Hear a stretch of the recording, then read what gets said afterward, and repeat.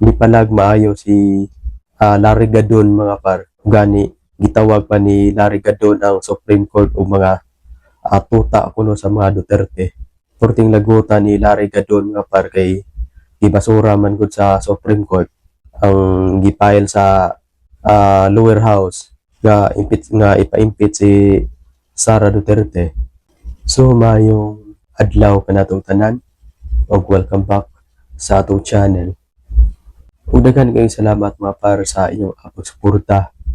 Ug sa kuha mga viewers nga wala pa naka-subscribe, palihog ko og subscribe mga par para ma-update mo sa atong i-upload nga mga video reaction.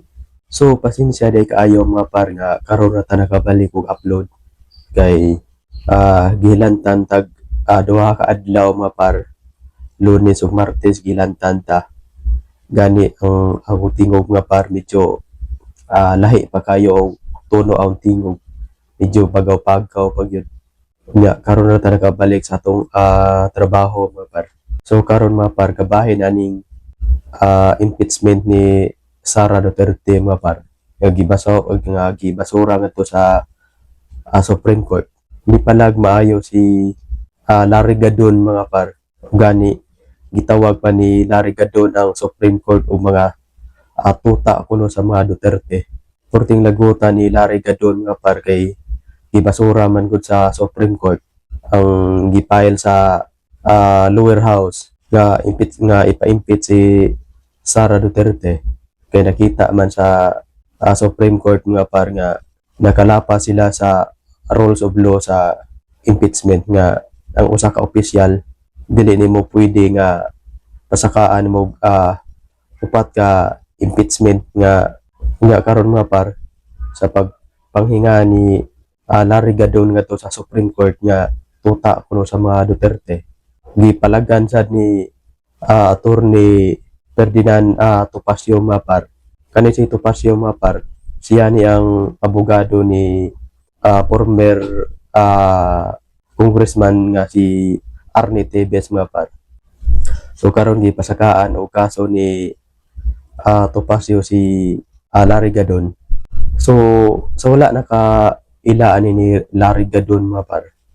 Kani si Larry Gadon sa panahon ni administrasyon ni Tatay Digong, usa ni siya sa mga abogado ni Tatay Digong nga gikuha mga par. So sa wala na ni Tatay Digong sa posisyon, ni hinay-hinay sad siya og mga par, hinay-hinay sad siya og kanang kama nga to sa pikas. Kani si Larry Gadon mga par sa panahon ni Tatay Digong, sige na siya og pangdaot sa mga pamilyang Marcos sa una.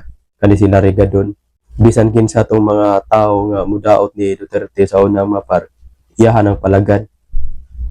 So karon nga si Tatay Digong nga wala naman sa posisyon, so hinahinay sad siya kamang og hinahinay sad siya og balimbing sa pikas, pero sige ni siya og pangdaot sa mga Marcos sa una mga par. Nya karon kay wala man kauyon si Attorney Ferdinand Topacio, gipasakaan kani og kaso nga to sa Supreme Court nga sa pagpanghinga niya sa Supreme Court nga tuta kuno sa mga Duterte. So nindot ni nga nang kumbati mga par kay abogado versus abogado. So ato aning atngan mga par, kay ato aning buhatan o mga video reaction. Kanya palihog ko og subscribe nga par para ma-update mo sa atong i-upload nga mga video reaction.